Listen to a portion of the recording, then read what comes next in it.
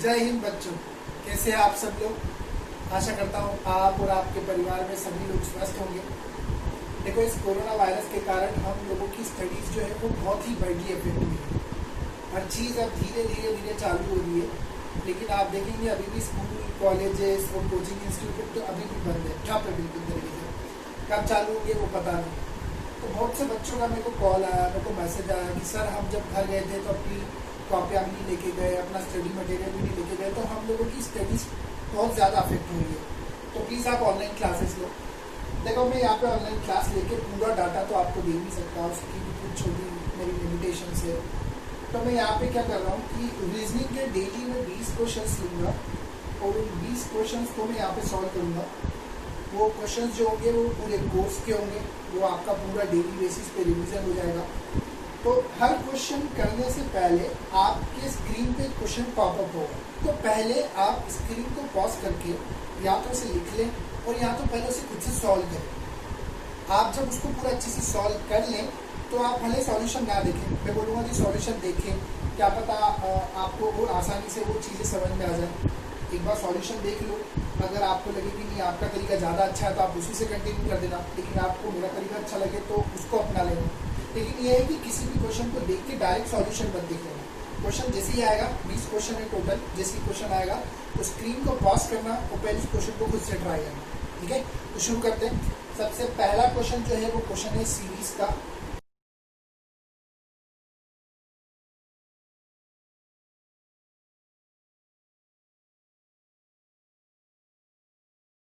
Question है ये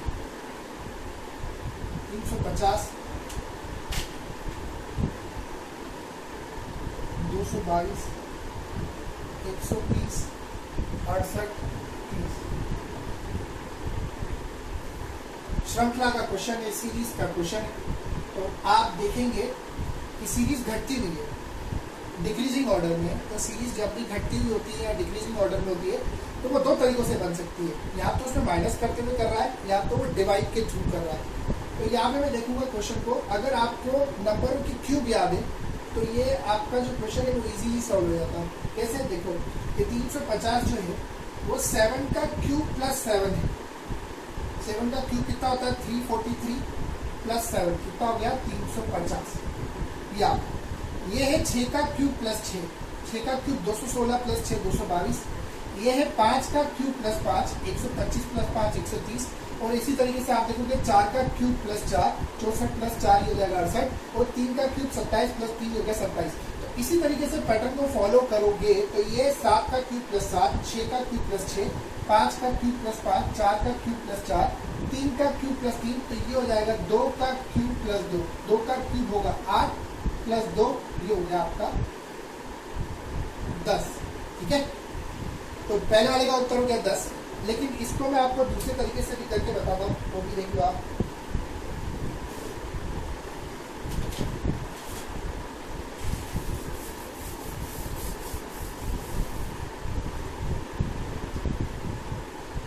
देखो, घटती हुई सीरीज को आप क्या करते हो, हमेशा पहले से दूसरे नंबर को जब माइनस करके लिखोगे तो आप क्या करोगे, 350 में से जैसे ही आप 222 माइनस करोगे तो ये आएगा 128। इन दोनों को जब आप माइनस करोगे वापस 222 में से 130 तो ये आ जाएगा आपका 92। इन दोनों को जब माइनस करोगे 130 से 68 को जब माइनस करोगे तो ये आ जाएगा आपका 32, यहाँ से हो जाएगा 62। और इन दोनों को माइनस करोगे तो ये हो जाएगा आपका 38। देखो, अब आप जब नीचे माइनस करके देख रहे हो तो क्या आपको कोई पैटर्न मिल रहा है? नहीं, आपको इसके अंदर कोई पैटर्न नहीं मिल रहा। तो कभी भी घटती हुई सीरीज या बढ़ती हुई सीरीज को जब आप माइनस करके नीचे की ओर लेके जा रहे हैं और आपको पहली बार में पैटर्न नहीं मिलता तो आप उसको एक बार और माइनस करके नीचे की तरफ लेके जाइए और चेक कीजिए कि आपको पैटर्न मिल रहा है। तो आप मैं देखूंगा 128 से 92 माइनस करूंगा तो ये मेरे को मिलेगा यहाँ पे 36। 92 से 62 माइनस करूंगा तो ये हो जाएगा 30। 62 से 38 माइनस करूंगा तो 24। अब क्या पैटर्न दिख रहा है? बिल्कुल दिख रहा है। देखो, 6 का पहाड़, 6 का टेबल चल रहा है डिक्रीजिंग ऑर्डर में, घटते क्रम में। 36, 30, 24, अगला हो जाएगा 18। ठीक, अब मैं 2 बार नीचे आया हूँ तो मैं 2 बार ऊपर भी जाऊंगा। तो अब मैं देखूंगा 128 में 36 माइनस करके 92, 92 में 30 माइनस करके 62, 62 में 24 माइनस करके 38, 38 में 18 माइनस करके आ गया 20। लेकिन अब मेरे को एक स्टेप और ऊपर जाना है।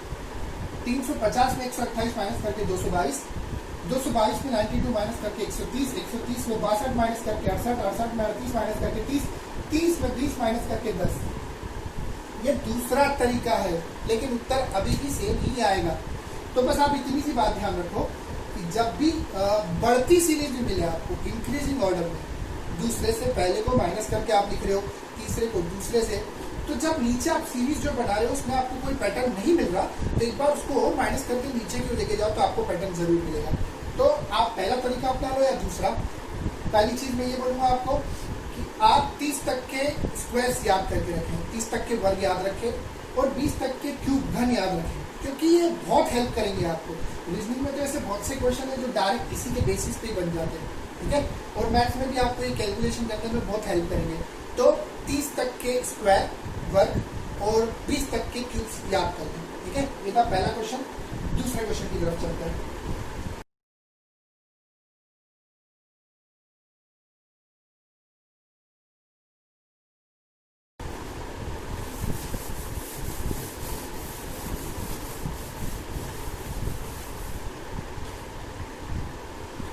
दूसरा क्वेश्चन है कोडिंग डिकोडिंग का।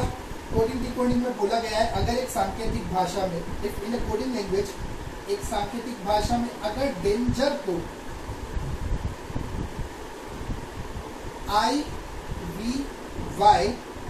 IVYMZV लिखा जाएगा, उसी कोडिंग लैंग्वेज में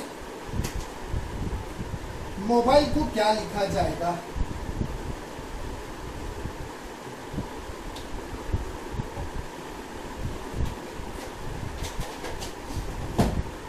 देखिए, सबसे पहले तो आप इसमें पैटर्न जब देखेंगे तो कोडिंग डिकोडिंग में हमेशा जब भी ऐसा क्वेश्चन आए तो सबसे पहले आप हमेशा नीचे नीचे पैटर्न चेक करना।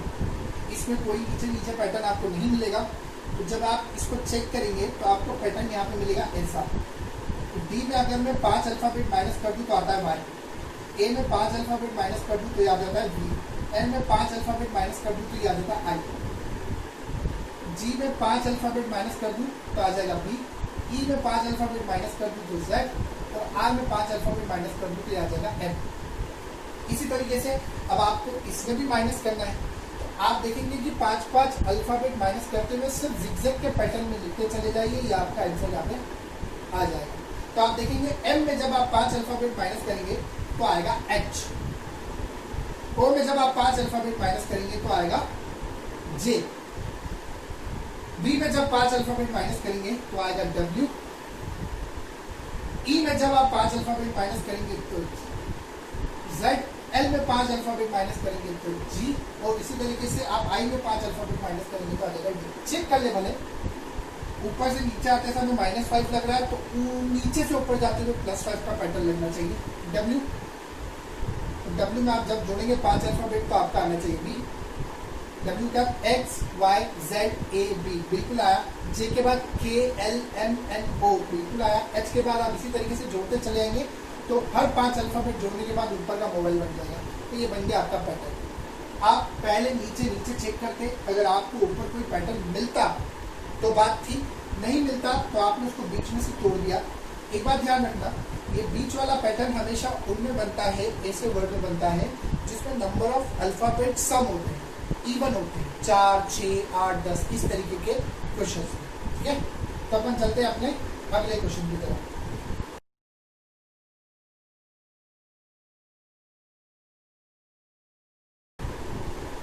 ये आपका ऑर्डर एंड रैंकिंग का क्वेश्चन। ठीक, तो क्वेश्चन ये बोल रहा है कि एक कक्षा में कुल 35 विद्यार्थी हैं, सुमन का स्थान लड़कियों में तीसरा है। सुमन का स्थान लड़कियों में, टोटल संख्या में नहीं ना, टोटल क्लास में नहीं, सुमन का स्थान लड़कियों में तीसरा, मतलब पहली कोई लड़की हुई, दूसरी कोई लड़की हुई, तीसरी, मतलब लड़कियों में अगर उसका स्थान देखा जाएगा तो तीसरा है। कक्षा में उसका स्थान कौन सा ही अपन को नहीं पता, तो लड़कियों में उसका स्थान होगा सुमन का तीसरा। इसके बाद बोला गया है कि अमित का स्थान लड़कों में 5वां है, तो अमित का स्थान लड़कों में 5वां ही, 1, 2, 3, 4 लड़के उसके ऊपर होंगे और अमित का स्थान हो जाएगा 5। ये नहीं बोला जा रहा है कि सुमन का स्थान कक्षा में तीसरा है या अमित का स्थान कक्षा में 5वां है, नहीं, अमित का स्थान लड़कों में 5वां है। मतलब जो लाइन होगी उस लाइन में सपोज अमित 10वें स्थान पे खड़ा है तो तो 10 में से जो 9 लोग आके उसमें 4 लड़के हैं, मेरे को नहीं पता अभी कौन सा स्थान होगा, लेकिन जितने भी लोग हों उसमें लड़के अमित के आगे 4 है, सुमन के ऊपर 2। ठीक है, अब जब आप देखेंगे इसने बोला है कि सुमन का स्थान अमित के स्थान के ठीक एक स्थान नीचे है। इस पूरी लाइन में अगर सपोज करो ये लाइन हो गई, इस लाइन में सपोज करो अमित यहाँ पे खड़ा है, तो सुमन का स्थान ठीक इसके नीचे वाले स्थान पर है, ठीक इसके नीचे वाले। अगर सपोज कर लो अमित जो है 6ठे स्थान पे है तो सुमन 7वें पे होगी, अमित 10वें पे तो सुमन 11वें पे होगी। इस तरीके से स्थान है कौन सा वो नहीं पता, लेकिन अब ये बोला गया कि किसी भी 2 लोगों का स्थान समान नहीं है, बिल्कुल समान नहीं होगा, एक स्थान पे 2 लोग तो आ नहीं सकते। अब मेरे को ये बताना है कि अमित का स्थान कक्षा में कौन सा है। ठीक है, तो आप देखेंगे कि अमित के आगे टोटल कितने लड़के थे, 4, क्योंकि अमित का स्थान लड़कों में था 5वां। ये रहा अमित, तो ये तो बड़ी बात है कि अमित के आगे 4 लड़के जरूर होंगे। 1, ये 2, ये 3, ये 4, ये 4 लड़के हो गए अमित के आगे।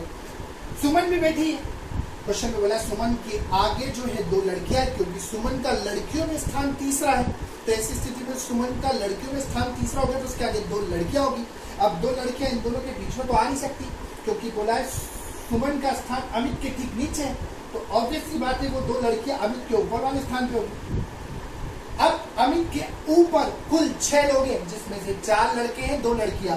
रैंडम कैसे भी बैठे हो, उस ऑर्डर से अपन को कोई भी लेना देना नहीं है, बस ये है कि अमित के ठीक नीचे सुमन है, अमित के ऊपर 4 लड़के भी आ गए, सुमन के ऊपर 2 लड़कियां भी आ गई, और सुमन के अमित के ठीक नीचे सुमन भी है। तो अब क्वेश्चन में ये पूछा है कि अमित का स्थान कक्षा में कौन सा हुआ। तो जब आप ऊपर से चेक करना चालू करेंगे, अमित का स्थान 6 लोग ऊपर है, अमित का स्थान हो जाएगा 7वां। ये हो गया आपका क्वेश्चन 7।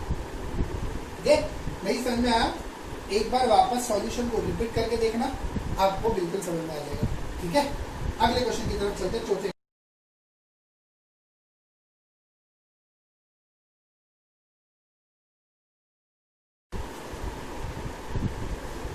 अगला क्वेश्चन भी ऑर्डर एंड रैंकिंग का ही है। क्वेश्चन में बोला गया है लड़कियों की एक कतार, in row of girls, Kamya is fifth from the left. एक पूरी कतार है लड़कियों की, कितनी लड़कियां हैं हमें नहीं पता, लेकिन ये बोला है कि लड़कियों की कतार में काम्या का स्थान लेफ्ट से 5वां है और प्रीति का स्थान राइट से 6th। हिंदी में बोले तो काम्या का स्थान बाएं से 5वां और प्रीति का दाएं से 6ठा।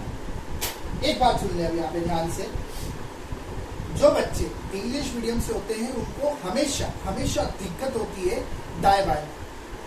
एक चीज मैं यहाँ बताता हूँ आपको, उसके बाद आपको जीवन में कभी भी दिक्कत नहीं होगी कि दाएं किसको बोला जाता है, बाएं किसको बोला जाता है।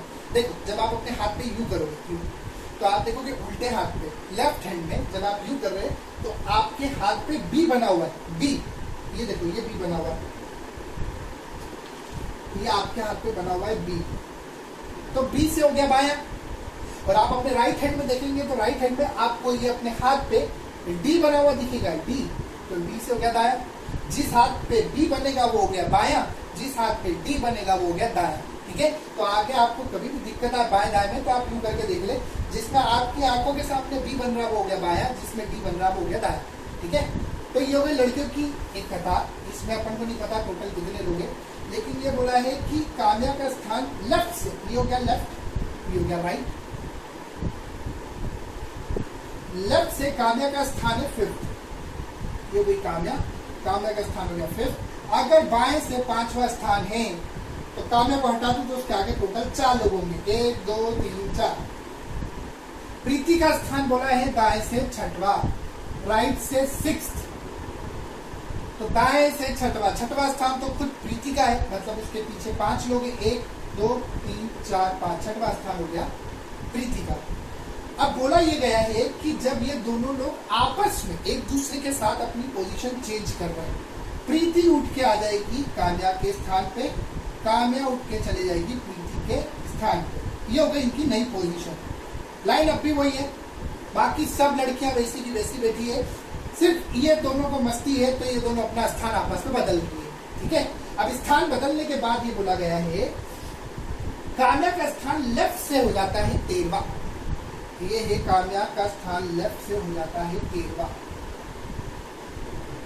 तो बोला बताओ प्रीति का स्थान दाएं से राइट से कौन सा होगा, प्रीति का नया स्थान राइट साइड से आपको बताना है। सबसे पहली चीज, आप इस कतार में, इस लाइन में टोटल लोग निकाल दीजिए कितने हैं। देखो व्यक्ति से कोई लेना देना नहीं, मैंने ये स्थान पकड़ लिया। ये स्थान जो है राइट से 6th पोजीशन पर है, ये स्थान लेफ्ट से 13वीं पोजीशन पे है। एक लाइन में अगर आपको एक व्यक्ति का स्थान या एक स्थान दोनों छोरों से, दोनों एंड से देके रखा हुआ है और आपको टोटल लोग निकालने, तो आप क्या करेंगे, दोनों को जोड़ के -1 कर देंगे। कैसे? देखो 13 + 6 - 1, तो ये हो गया 19 - 1, कितना हो गया 18। तो टोटल लाइन में लोग हो गए 18। ठीक है, एक छोटे से एग्जांपल से समझ लेते हैं कि -1 क्यों करते हैं। ये -1 इसलिए करते हैं क्योंकि जब एक व्यक्ति को बाएं से दाएं से गिना जा रहा है तो उस व्यक्ति को 2 बार गिना जा रहा है, तो एक बार माइनस जरूर करना पड़ेगा। ये देखो एक छोटे से एग्जांपल से, 1 2 3 4 5 6 7, 7 लोग हैं। मैं इनके सबके बीच में खड़ा हुआ, मेरा 7 लोग गिनने को बिल्कुल दिख रहे हैं। मेरा स्थान बाएं से, लेफ्ट से कौन सा है? चौथा, 4th। मेरा स्थान दाएं से कौन सा है? चौथा। 1 2 3 4, हो गया दाएं से, ये भी चौथा। अब 4 और 4 कितने हो गए लोग? 8। लेकिन मेरे को दिख रहे 7 है। हुआ ये, जब मेरे स्थान को बाएं से चौथा गिन लिया और दाएं से फिर चौथा गिना जा रहा है, तो मुझे 2 बार गिन लिया, तो एक बार घटाना पड़ेगा। तो मैंने क्या किया, 4 4 8 - 1, ये कुल लोग 7।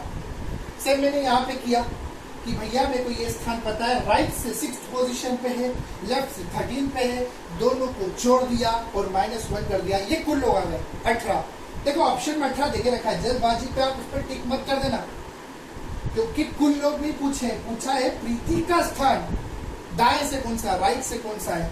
तो अब आप क्या करेंगे, अब आपको प्रीति का स्थान दाएं से बताना है। अब पूरी बात सुनना, ये प्रीति का नया स्थान वही है जो पहले काम्या का स्थान था, और काम्या का स्थान जो है वो बाएं से है कौन सा, 5वां। और आपको पता है कि काम्या के पहले कितने लोग थे? 4। तो अभी ऑब्वियस सी बात है, प्रीति काम्या के स्थान पे आई है, तो प्रीति के आगे भी 4 लोग ही होंगे। टोटल लोग कितने? 18। इस 18 में से आपने -4 कर दिया, सीधा उत्तर कितना?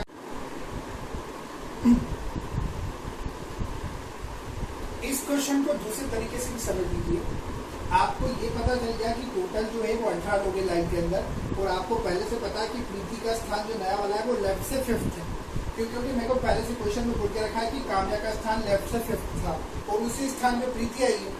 तो कभी भी मेरे को किसी भी व्यक्ति का एक स्थान किसी ने एंड से देके रखा है और टोटल लोग देके रखे, मुझे उस व्यक्ति का स्थान दूसरे वाले एंड से निकालना, तो मैं क्या करूँगा, टोटल से माइनस कर दूंगा, उस स्थान को +1 कर दूंगा। कैसे?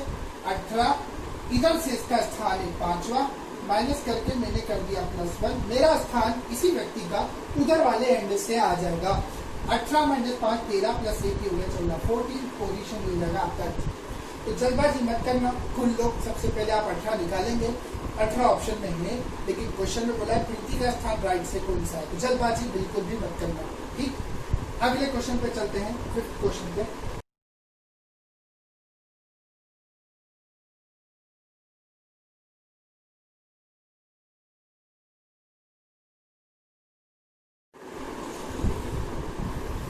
चलिए अब 5वें क्वेश्चन की तरफ चलते हैं, जो कि क्वेश्चन है दिशा और दूरी का, डायरेक्शन एंड डिस्टेंस। तो क्वेश्चन में सबसे पहले बोला है कि a person started walking and after travelling 30 metre, एक व्यक्ति चलना प्रारंभ करता है 30 मीटर चलने के बाद। अब वो व्यक्ति कहाँ चल रहा है हमको नहीं पता। दिशा 4 होती है, बेसिक सा एग्जाम्पल दे देता हूँ, ये नॉर्थ, ये साउथ, ये ईस्ट, ये वेस्ट, उत्तर दक्षिण पूर्व पश्चिम। ठीक है, तो एक व्यक्ति कहीं भी जा रहा हो, आप अपने हिसाब से चला दो, उधर चला दो राइट साइड पे। तो ये हो गया स्टार्टिंग पॉइंट जहां से उसने चलना प्रारंभ किया। 30 मीटर चला है, 30 मीटर चलने के बाद उस व्यक्ति ने दाया टर्न लिया, राइट, दाया बोले तो ये। अब 30 मीटर यहाँ जा रहा है, मूव का इस तरफ है, तो राइट टर्न लेगा, तो राइट उसको नीचे की तरफ लेके जाएगा, तो वो नीचे की तरफ जा रहा है, ये गया नीचे की तरफ।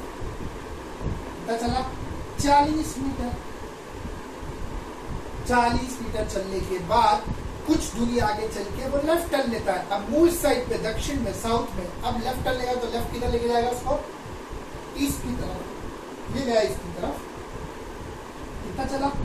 20 मीटर। और अब वापस इधर की तरफ जा रहा है, एक लेफ्ट टर्न और लिया उसने, लेफ्ट टर्न उसको ऊपर की तरफ लेके जाएगा। 40 नीचे आया है, 100 ऊपर जा रहा है वापस, तो ऑब्वियसली बात है इसको क्रॉस करते हुए वो 100 मीटर इधर। ये चला 100 मीटर। और अंत में ऊपर जाते हुए आखिर में उसने एक राइट टर्न लिया, उसको एक दाया टर्न उसको यहाँ ले जाएगा और कितनी दूरी पे 30 मीटर चलने के बाद वो रुक गया। ये हो गया इसका अंतिम पॉइंट, ये हो गया इसका प्रारंभिक, इनिशियल, वो हो गया फाइनल। पूछा ये गया है कि अपने प्रारंभिक स्थान से वो कितना दूर है। हमेशा ऐसी स्थिति में जब भी उसके प्रारंभिक स्थान से इनिशियल पॉइंट से डिस्टेंस पूछे तो आप निम्नतम दूरी बताएंगे, शॉर्टेस्ट डिस्टेंस, डिस्प्लेसमेंट मतलब आप देखेंगे कि ये दूरी आपको बतानी है। अब यहाँ पे लगेगा पाइथागोरस थ्योरम। पाइथागोरस थ्योरम आपको बताइए, कर्ण का जो वर्ग होता है वो किसके बराबर होता है? लंब का वर्ग प्लस आधार का वर्ग, मतलब हाइपोटेनस का square is equal to perpendicular का स्क्वायर प्लस बेस का स्क्वायर। ठीक है, तो आपको पता है ये आपने मान लिया x जो आपको निकालना है, x का स्क्वायर। अब पहले आपको ये निकालना पड़ेगा, थोड़ा ध्यान से सुनना, ये जो होगा ये इसी के बराबर हो जाएगा और ये मेरे को पता है ये पूरा जो है ये 100 मीटर है, उसमें ये 40 है तो नीचे का हिस्सा भी ये भी 40 हो जाएगा। 100 में से 40 माइनस कर दिया तो ऊपर वाला कितना गया 60, ये 60 आ गया तो इसके ठीक बराबर पैरेलल ये समानांतर है तो ये भी हो गया 60। ये पूरी डंडी भी निकालनी पड़ेगी, ये 30, ये नीचे 20 तो ये भी 20, ये है आपकी ऊपर 30 तो ये भी हो गया 30, तो सबको जोड़ो 30 20 50 और 30 हो गया 80। नीचे आधार बोले तो बेस 80 का हो गया, लंब हो गया 60 का। तो क्वेश्चन को करना शुरू करते हैं। तो ये हो गया आपका x का स्क्वायर, बोले तो कर्ण का वर्ग बराबर लंब का वर्ग परपेंडिकुलर का स्क्वायर प्लस आधार का वर्ग बोले तो बेस का स्क्वायर। दोनों को सॉल्व किया, x स्क्वायर 3600 6400, x का स्क्वायर जो आ जाएगा 10,000। लेकिन मेरे को एक्स स्क्वायर की वैल्यू नहीं चाहिए, मेरे को चाहिए एक्स की, तो मैं क्या करूँगा 10,000 के रूट के अंदर डाल दूँगा। और ये किसका होता है? 100 का वर्ग, 100 का स्क्वायर होता है। ये आ गया आपका आंसर कि वो अपने प्रारंभिक स्थान से किधर है, वह अपने प्रारंभिक स्थान से 100 मीटर की दूरी पर है। ये वो आपका 5वां क्वेश्चन। चलते हैं 6ठे क्वेश्चन पर।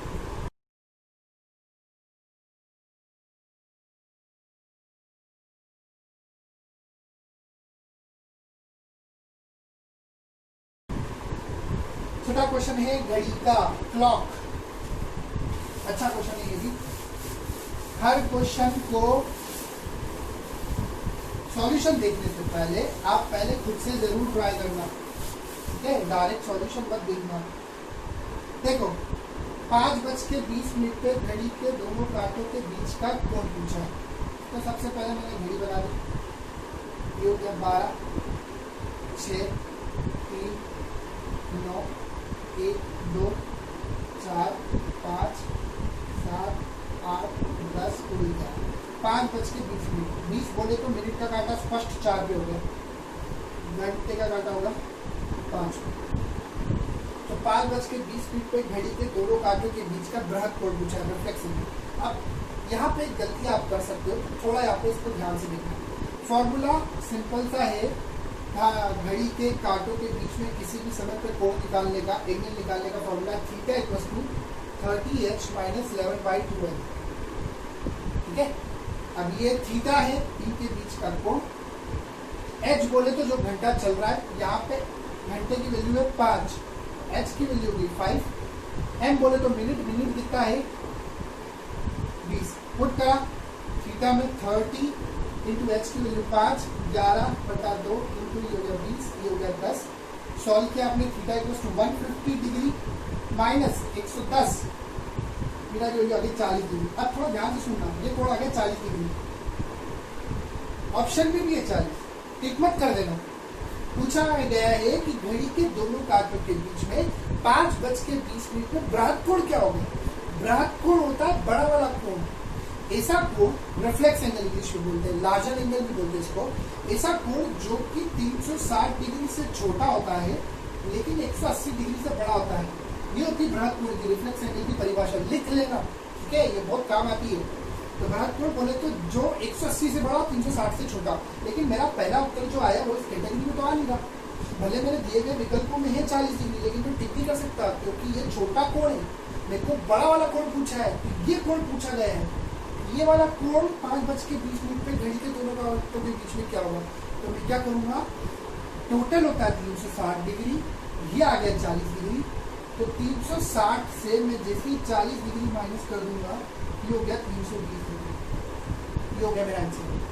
क्वेश्चन अगर ये होता कि 5:20 पे घड़ी के दोनों कांटों के बीच का कोण क्या होगा, सिंपल, तो 40 डिग्री और 320 डिग्री, इन दोनों में से कोई एक होता, दोनों नहीं होते हैं, और अमूमन तो 40 डिग्री होता, आप उस 40 पे टिक करके आगे बढ़ जाते हो। लेकिन एक बात ध्यान रखना, किसी भी समय पे घड़ी कांटों के बीच का बृहद कोण पूछा है तो बृहद कोण 180 से बड़ा वाला कोण होता है। Reflex angle is which is in between 180 और 360 डिग्री।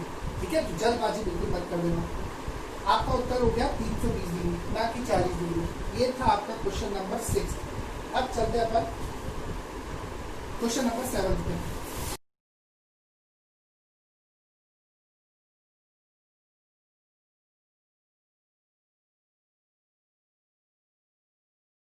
एक घड़ी हर 3 घंटे में 12 सेकंड तेज हो जाती है। A clock becomes 12 second fast in every 3 hour. हर 3 घंटे में एक घड़ी जो है 12 सेकंड तेज हो रही है।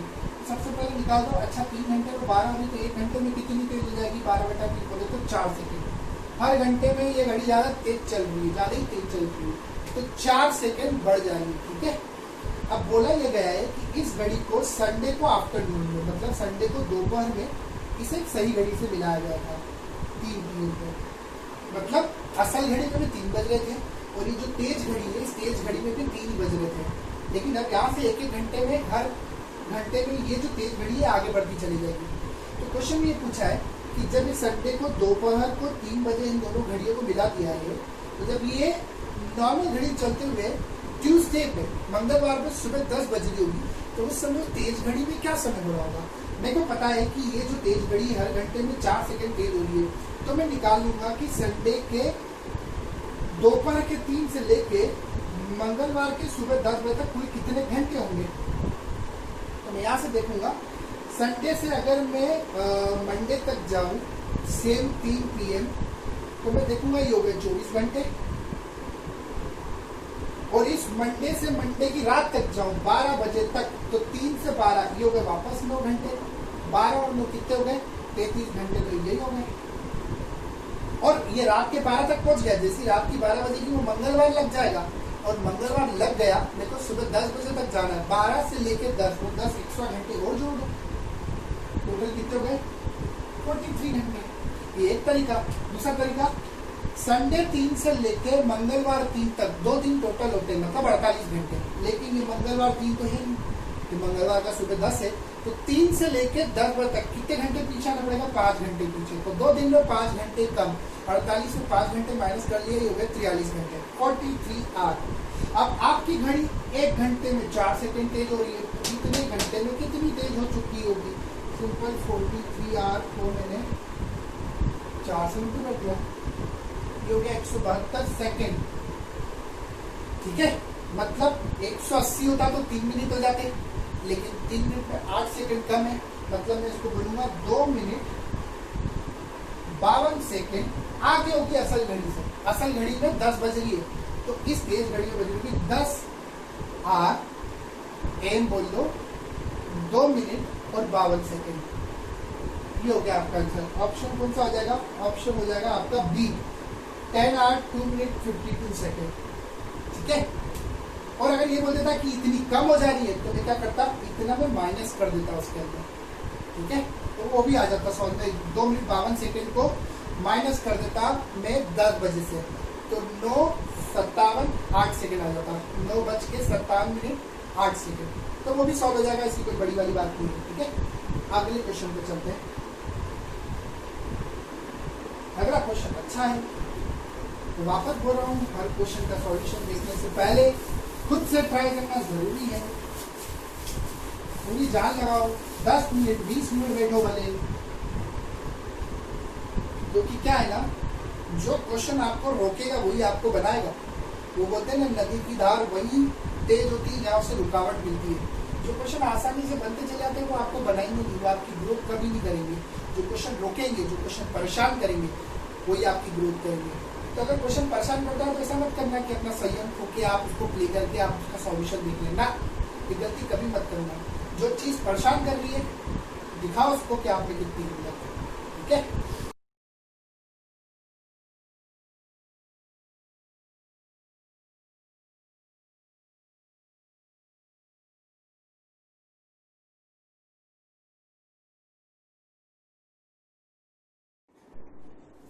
चलिए हम हमारे 8वें क्वेश्चन की तरफ चलते हैं। 8वां क्वेश्चन ये है कि लगातार 400 सालों में कितने महीनों में 29 तारीख आएगी। लगातार 400 सालों में कितने महीनों में 29 तारीख आएगी। तो देखो, सबसे पहले तो आप इसमें ये करेंगे कि सबसे पहले आप टोटल लीप वर्ष निकालेंगे कि 0 से लेके 400 सालों में कितने लीप वर्ष होते हैं। तो आप देखेंगे कि सिंपल हर लीप वर्ष 4 साल बाद आता है।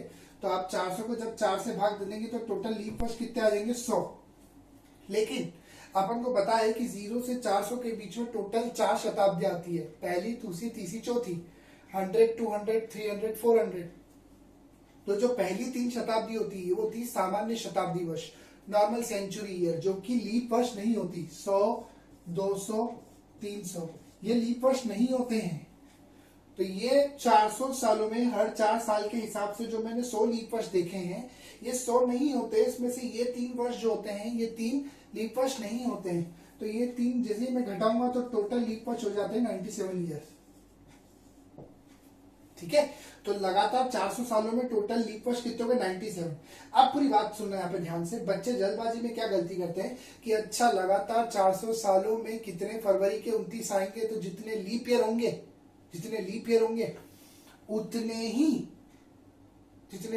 उतने ही महीनों में 29 तारीख आएगी। नहीं, क्वेश्चन में ये नहीं पूछा गया है कि लगातार 400 सालों में कितने फरवरी के 29 आएंगे, पूछा गया है कितने महीनों में। तो जनवरी का भी काउंट होगा, मार्च, अप्रैल, मई, जून, हर किसी का काउंट होगा। तो ये जल्दबाजी मत कर देना, क्योंकि ऑप्शन में आप देखेंगे 97 भी है, तो 97 पे टिक मत कर देना। तो आप सबसे पहले देखेंगे कि आपको ये तो पता चल गया कि टोटल लीप वर्ष होंगे 97। अब आपको पता है कि एक वर्ष में नॉर्मल हर वर्ष में 11 महीने तो ऐसे होते ही हैं जिनमें 29 तारीख आती है, जैसे कि जनवरी, फिर मार्च, अप्रैल, मई, जून से लेकर दिसंबर तक।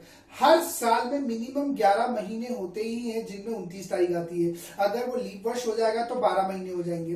तो यहाँ पे मैंने क्या किया, मेरे को पता है एक साल में 11 महीने, तो लगातार 400 सालों में पहले मैं काउंट करूंगा कि 400 सालों में कितने महीनों में 29 तारीख आ जाएगी। तो 400 इंटू 11 कितना हो गया, 4400।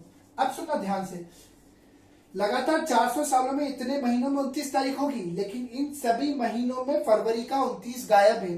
अब इन 400 सालों में कुछ लीप वर्ष ऐसे भी होंगे जिनमें फरवरी का 29 भी होगा। तो लीप वर्ष कितने टोटल 400 सालों में, 97। तो वो 97 सालों का मैं फरवरी 29 भी जोड़ रहा हूं, क्योंकि इसमें फरवरी एक्सक्लूडेड है। 11 महीने ले रहा हूं। कुछ साल में 12 महीने भी होंगे, फरवरी भी होगी, जैसे 2000, 2004, 8। तो टोटल मिला के हो गया 4497। तो लगातार 400 सालों में 4497 इतनी बार लगातार 29 तारीख आएगी। क्वेश्चन थोड़ा ध्यान से सुन लेना कि ये क्वेश्चन 2 तरीके से पूछा जाता है। कभी कभी क्वेश्चन में ऐसा पूछा जाता है कि लगातार 400 सालों में कितने फरवरी के 29 आएंगे, तो उत्तर होता 97, क्योंकि सिर्फ जितने लीप वर्ष होंगे उन्हीं फरवरी का 29 गिना था। लेकिन कितने महीनों में बोला, फरवरी 29 नहीं बोला, तो मार्च, अप्रैल, मई, जनवरी सबका गिना आएगा। ठीक है, तो ये हो गया आपका आंसर। एक चीज मैं आपको बता देता हूं, ये जैसे आप देख रहे हो 100, 200, 300, ये लीप वर्ष क्यों नहीं होती। देखो, एक चीज मैं आपको बताता हूं, ये आपको, हमको, सबको पता है बचपन से कि लीप वर्ष जो है 4 साल बाद पलट कर आता है। ठीक है, हर 4 साल बाद आता है। क्यों? क्योंकि पृथ्वी घूमने में लेती है 365 दिन, 6 घंटे। 6 घंटे चलते वर्ष में एडजस्ट नहीं किए जा सकते हैं, तो वो 6 घंटे हर 4 साल में 24 घंटे बनाते हैं, और हर 4 साल में 24 घंटे कंप्लीट होते हैं, तो हर 4 साल में लीप ईयर आता है। लेकिन एक बात ध्यान से सुनना, 1896 एक लीप ईयर है। हर 4 साल में लीप ईयर आना चाहिए, मतलब 1900 भी लीप ईयर होना चाहिए। लेकिन 1900 नॉर्मल ईयर है, नॉर्मल सेंचुरी ईयर। अगला जो लीप ईयर आता है वो होता है 1904 में, मतलब 1896 से लीप ईयर अगला सीधा 8 साल बाद आया। तो वो 6 घंटे जो छूट रहे हैं वो 8 साल में तो 48 घंटे हो जाएंगे। तो 48 में तो 2 दिन होने थे, लेकिन हम लीप वर्ष तो एक ही ले रहे हैं। तो ऐसा क्या होता है, देखो इसका कंसेप्ट बहुत बड़ा है। तो अगर आप इंटरेस्टेड हो ये जानने में कि ऐसा क्या होता है कि सामान्य शताब्दी वर्ष में लीप वर्ष नहीं होता, वो 6 घंटे का क्या होता है, तो आप इंटरेस्टेड हो तो कमेंट में लिखिएगा। मैं इसके ऊपर एक सेपरेट वीडियो बनाऊंगा और बिल्कुल आपको बारीकी से समझाऊंगा, तो आपको समझ में आएगा कि क्या होता है साहब कि 100, 200, 300 ये एक नॉर्मल ईयर है, 400 आते से वैसे ही वो लीप ईयर हो जाता है, 500, 600, 700, ये एक नॉर्मल ईयर है, इसमें 365 दिन होंगे। लेकिन 800, 1200, 1600, 2000, हर 400 के आंकड़े में ऐसा क्या होता है कि वो लीप वर्ष हो जाता है? तो आप अगर इंटरेस्टेड है तो आप कमेंट में लिखिएगा। अगर मेरे को लगा ज्यादातर लोग जानने के लिए इच्छा रखते हैं तो फिर मैं बिल्कुल आप लोगों को बताऊंगा। आगे बढ़ते हैं क्वेश्चन नंबर 9 पे। क्वेश्चन नंबर 9 जो है, देखो ये बोल रहा है किसी अधिवर्ष, अधिवर्ष बोले तो लीप ईयर, जिसमें कितने दिन होते हैं 366 और इसमें फेब में 29 आता है।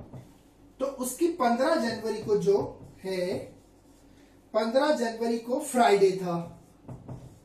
तो पूछा उसी साल की 28 अप्रैल को कौन सा दिन होगा। ठीक है, तो आप क्या कर सकते हैं, देखो आपको जनवरी से लेके 15 जनवरी से लेके 28 अप्रैल तक जाना है। बीच में कौन कौन सा महीना आएगा, एक आएगा फेब, एक आएगा मार्च। एक बड़ा तरीका क्या होगा, सबसे पहले मैं देखूं कि मैं 15 जनवरी तक तो पहुंच गया, मेरे और कितने दिन जनवरी में बचे हुए। तो जनवरी में 31 दिन होते हैं, तो 31 में से 15 दिन हो गए, बचे कितने 16। यहां से यहां तक जाते हुए टोटल दिन कितने होंगे, तो पहले जनवरी के हो गए 16, फेब में होंगे 29 क्योंकि एक अधिवर्ष लीप ईयर है, तो फेब में हो जाएंगे 29। ठीक है, मार्च में कुल मिला के होंगे 31 दिन और अप्रैल में होंगे 28 दिन, क्योंकि मेरे को 28 तारीख तक जाना है। इन सभी दिनों को अगर मैं जोड़ दूं तो ये हो गया 6 और 9 15, ये 16 और ये हो गया 24, ये हो गया 2, 2 1 3, 3 और ये 5 8 और ये 10, 104।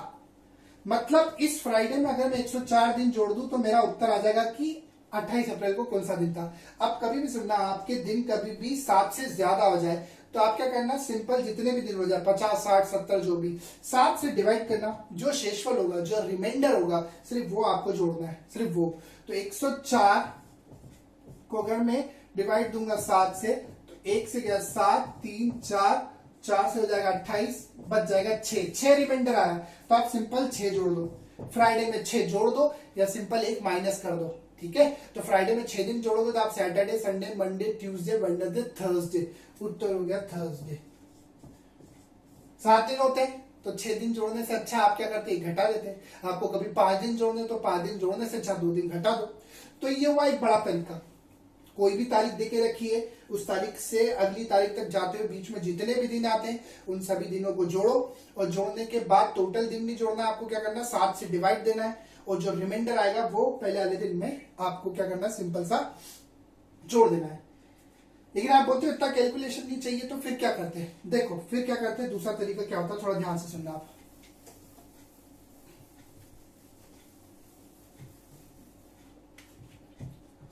देखो क्या करता मैं, हाथों हाथ जो जो आंकड़ा जिस जिस महीने में जितने दिन आ रहे उसको ऑन द स्पॉट 7 से डिवाइड करूंगा, और जो रिमाइंडर आएगा सिर्फ उसी लूंगा। ठीक, 15 जनवरी में कितने थे, 16 दिन, फरवरी में थे 29 दिन, देखते जाना ना, मार्च में थे 31 दिन, अप्रैल में 28। तो मैं इसमें क्या करूंगा, 16 दिन जनवरी के, 16 को 7 से डिवाइड किया, 14 तक पूरा डिवाइड हो जाएगा, बचेगा 2, तो मेरे को सिर्फ 2 लेना है। फरवरी के 29 दिन, इसको भी 7 से डिवाइड किया, 28 तक भागी तो क्या बचा 1, ये ले लिया 1। मार्च में भी 31 को 7 से भाग दिया, 28 तक गया, बचे एक्स्ट्रा दिन 3, ये 3 ले लिया। अप्रैल को 7 से 28 को 7 से डिवाइड करोगे तो पूरा के पूरा डिवाइड हो जाएगा, रिमाइंडर बचेगा नहीं, हो गया 0। क्या हुआ, 2 + 1 3, 3 और 3 6, ये फ्राइडे में आपने जोड़ दिए 6 दिन, ये आपका आंसर आ जाएगा थर्सडे। तो आप जिस भी तारीख से जहां तक भी आगे जाना चाहते हैं, आप सिंपल क्या करें, बीच में जितने भी दिन आ रहे हैं आप उनको ऑन द स्पॉट 7 से डिवाइड देते चले, जो रिमाइंडर आता है उसको साइड में ले लें। आप 4 दिन, 4 महीने, 5 महीने, जितना भी आगे जाना चाहते हैं, तो आप बस क्या करना, उस महीने में कितने दिन, 31, 7 से डिवाइड किया, रिमाइंडर आया 3, 3 ले लिया। अप्रैल का महीना है 30, तो आपने 7 से डिवाइड किया, बच गया 2। आगे गए जून जुलाई, इसी तरीके से जब जब 7 से डिवाइड करेंगे, जितना शेषफल आएगा 7 से डिवाइड करेंगे, उतने दिन जोड़ते चले जाना है बस। ठीक है, तो इसका उत्तर हो गया थर्सडे, गुरुवार, बृहस्पतिवार। ठीक, अगले वाले क्वेश्चन पे चलते हैं। अगला क्वेश्चन है पासे का, डाइस का।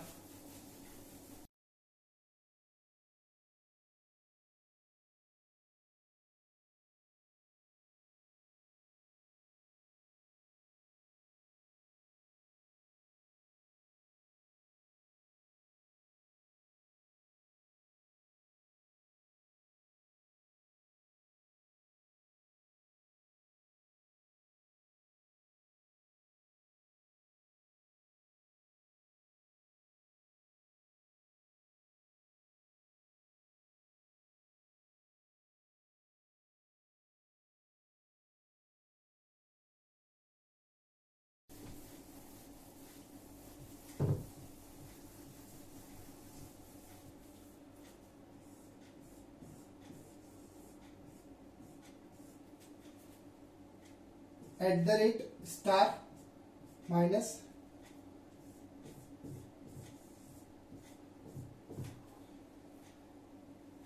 At the rate plus star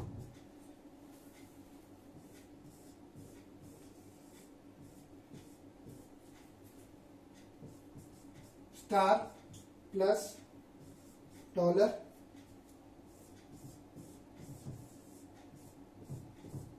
dollar plus 8। पूछा क्या गया है आपसे? पूछा गया है कि स्टार के ठीक अपोजिट फेस पे क्या आएगा, स्टार के विपरीत फलक पर क्या आएगा। फलक बोले तो सतह, फेस। ठीक है, तो आप ऐसा दो पासे देख लें जिसमें सिर्फ एक ही सतह समान है, जिसमें सिर्फ और सिर्फ एक ही सतह समान है। ये दो पासे देखोगे तो इसमें सिर्फ एक सतह समान है, एक सरफेस समान है, जो कि स्टार। रूल ये होता है कि जब भी दो डाइस आपके पास ऐसे हो जिसमें सिर्फ और सिर्फ एक सरफेस समान है, तो उससे क्लॉकवाइज घूम के, क्लॉकवाइज टर्न करके ये बताया जा सकता है कि किसके विपरीत क्या आएगा। तो मैंने क्या किया, स्टार लिया, स्टार से क्लॉकवाइज टर्न किया, जो ऑर्डर से आएगा वही लिखना है। स्टार के बाद ये है माइनस, ये है एट द रेट, ये लिख लिया। स्टार लिया वापस, स्टार के नीचे स्टार लिख दिया, क्लॉकवाइज टर्न किया, पहले आया प्लस, ये लिख दिया प्लस, फिर आया डॉलर। अब आप क्या करेंगे, आपके पास दो स्टार, एक स्टार, कोई सा भी माइनस कर लें। टोटल 6 सिंबल इसमें यूज हो रहे हैं, 6 यूज हो रहे हैं। अब आप देखिए ऐसा कौन सा सिंबल है जो बचा हुआ है, star minus at the rate plus और डॉलर। 8 बचा हुआ है, 8 अभी तक यूज नहीं हुआ, तो जो बचा वो लिख दे। माइनस के सामने प्लस होगा, एट द रेट के सामने डॉलर होगा, स्टार के सामने 8 होगा। पूछा ये गया है कि स्टार के सामने क्या होगा, तो स्टार के सामने हो जाएगा 8। ठीक है, तो सिंपल सी बात है, मैंने क्या रूल लगा दिया, जो स्टार थे, स्टार की सतह को रख के क्लॉकवाइज टर्न करा दिया, और क्लॉकवाइज जैसे ही मैंने टर्न कराया, मेरे को ये पता चल गया कि स्टार के विपरीत सतह पर क्या आएगा। ठीक है, आगे चलते हैं।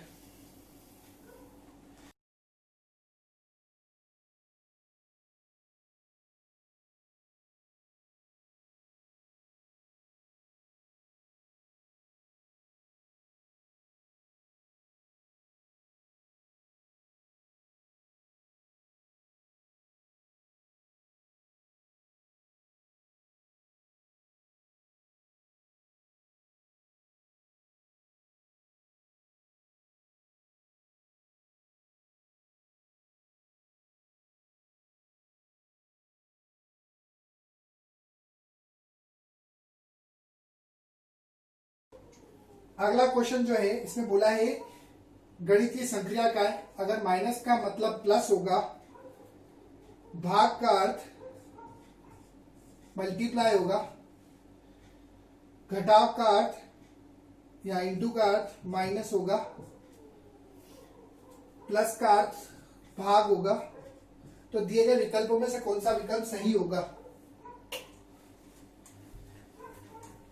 ठीक है, आप सबसे पहले पहला विकल्प जब उठाएंगे, देखो पूरा करने की कोई जरूरत नहीं है, देखो मैं आपको बताता हूँ क्यों। जब आप इसको करेंगे 12 माइनस 14 डिवाइड 4 प्लस 6, ये देखना है कि साइन चेंज करने के बाद क्या ये पूरा 16 के बराबर आता है। पूरा करना नहीं, देखो कैसे समझ में आएगा। देखो 25 स्टार का मतलब है माइनस 12, माइनस का मतलब है प्लस में 14, डिवाइड का मतलब है इंटू 4 और प्लस का मतलब है डिवाइड। अब देखो डिवाइड 4/6 पूरा कट ही नहीं रहा है, उत्तर आएगा पॉइंट में। क्या बराबर में पॉइंट है क्या? नहीं, बराबर में एग्जैक्ट 16 लेकर आना है, तो ये तो पूरा डिवाइड होगा ही नहीं, तो उसको पूरा सॉल्व करने की जरूरत ही नहीं है। इसी तरीके से जब आप दूसरा भी उठाओगे ऑप्शन, तो उसमें भी यही होगा कि एक आंकड़ा ऐसा आ जाएगा कि जो पूरा डिवाइड हो ही नहीं सकता। आप ऑन द स्पॉट समझ लेना कि पॉइंट में तो अपन को उत्तर लाना नहीं। इसी तरीके से हम लोग तीसरा ऑप्शन अगर सॉल्व करूँ, बोर्ड मास लगाना है, सिंपल। शर्त सिर्फ इतनी है कि जो चेंजेस आपको बोले वो चेंजेस आपको बस ही कर देने हैं। तीसरा ऑप्शन उठा दो हमें, 25 माइनस 15 प्लस 5 डिवाइड 4 इंटू 6, ये बराबर लाना 21 के। अगर ये बराबर आ जाता तो ये उत्तर हो जाएगा अपना। तो 25 लिया सबसे पहले, माइनस का अर्थ है प्लस, ये हो गया 15, प्लस को चेंज करके करना डिवाइड में, डिवाइड का मतलब है इंटू, और इंटू का अर्थ क्या है माइनस। सॉल्व कर लें, ये हो गया 25, 15/5, 15 डिवाइडेड बाई 5 कितना हो गया 3, इंटू में 4 है माइनस 6। पहले इंटू मत कर देना, बोर्ड मास के हिसाब से पहले डिवाइड होगा फिर इंटू होगा। तो आपने क्या 25 3 4 12 माइनस 6, 12 माइनस 6 हो गया ये 6 और हो गया 25, 25 प्लस 6 ये हो गया 31। नहीं, गलती कर दी है, ये 16 है, 16 ठीक है। तो थोड़ा सा ध्यान से देखो, यहाँ पे बदलेगा ये 25 प्लस 12 37 माइनस 16 ये हो गया 21, ये हो गया आंसर। ये 6 गलत लिख दिया था, 16 है ये, ठीक है। आगे चलते हैं अगले क्वेश्चन के ऊपर।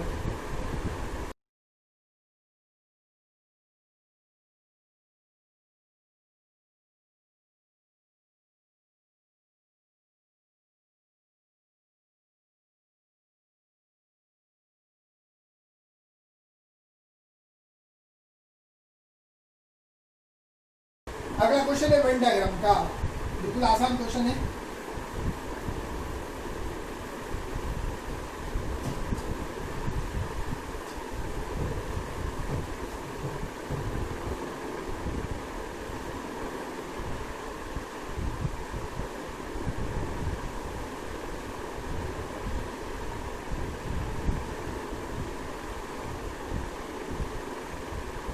देखो पूरा आंकड़े नहीं लिखा, जो मेरे काम के हैं सिर्फ वो लिखूंगा।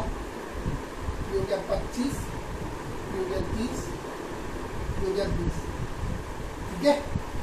आपको ये बोला गया कि पर्सन हु टेक्स टी, ये है जिनको चाय पसंद है, चाय तो सबको पसंद है, आपको मेरे को सबको पसंद है, ठीक है। तो ये जो है आप और हम मतलब इसमें आते हैं, ठीक है। तो ये हो गया टी वाला एरिया, नीचे ये वाला हो गया वाइट वाला एरिया, हम ये भी बहुत पसंद है। फिर ये हो गया कॉफी, और तीनों चीजें पसंद है, ठीक है। तो अब पूछा ये गया है कि भैया ऐसे कितने लोग हैं जिनको सिर्फ बोला है सिर्फ कॉफी पसंद है। तो आप देखेंगे कॉफी का वो एरिया जो किसी भी दूसरी तीसरी चीज से मैच नहीं करता, ये है कॉफी का पार्ट। ये पार्ट किसी और से मैच कर रहा है, मतलब ये वाले वो लोग हैं 30 लोग जिनको कॉफी के साथ वाइन भी पसंद है, लेकिन क्वेश्चन में बोला है सिर्फ और सिर्फ कॉफी, ठीक है। कट्टर होना चाहिए, सिर्फ कॉफी पसंद और कुछ नहीं पसंद। सेम ये वाला एरिया तो होगा नहीं, सर्कल में ये वाला एरिया भी कॉमन है, सिर्फ और सिर्फ ये और ये वाला एरिया ऐसा है जो सिर्फ और सिर्फ कॉफी का, ये किसी के साथ भी मैच नहीं कर रहा। तो 25 से 20 से टोटल 45 लोग ऐसे होंगे जिनको सिर्फ और सिर्फ कॉफी पसंद है, बाकी और दूसरी चीज पसंद नहीं है। ऑप्शन बी ये आपका आंसर हो जाएगा, ठीक है। आगे बढ़ते हैं।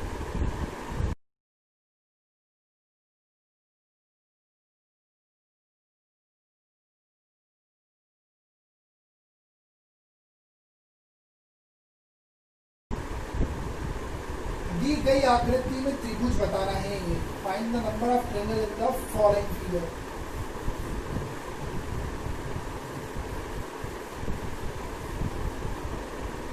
तो फिगर कुछ ऐसा है, थोड़ा ध्यान से देखना भैया, ठीक है। थोड़ा पेचीदा क्वेश्चन है।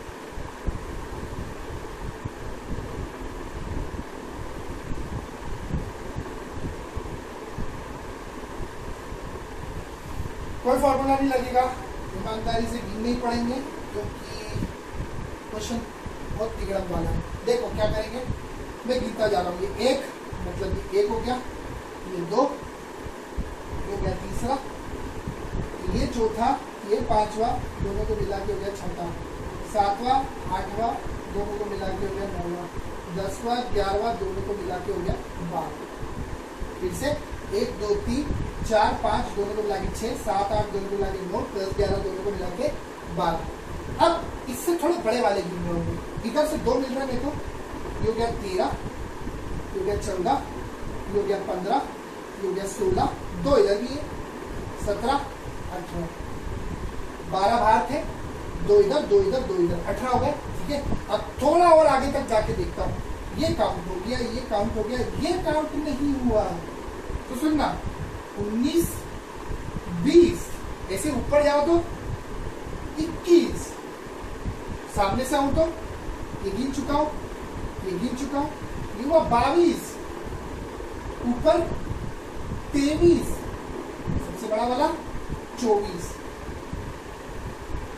नीचे वाले ट्रायंगल में ये है 25, ये है 26, ये है 27। फिर से गिना रहा हूं, थोड़ा ध्यान से देखना। 1 2 3 4 5 6 7 8, ये पूरा 9 10 11, ये पूरा 12। 2 इधर 2 इधर 2 इधर, कौन से 2? 13 14 15 16 17 18। ठीक है, अब और आगे बढ़ा के देखना और मिल रहे क्या? ये हुआ 19, ये पीछे तक जाते हुआ 20। ठीक है, फिर ये हो गया 21, इधर से ये गिन लिया, ये इधर से गिन लिया, ये हो गया 22, ऊपर में हो गया 23, सबसे बड़ा हो गया ये 24। नीचे वाले पे ये हो गया 25, ये हो गया 26 और सबसे बड़ा वाला हो गया 27।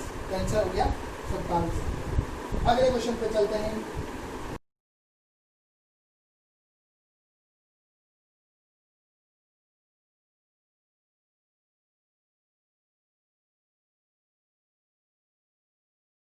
ये है असमानता का क्वेश्चन, इनइक्वालिटी का क्वेश्चन।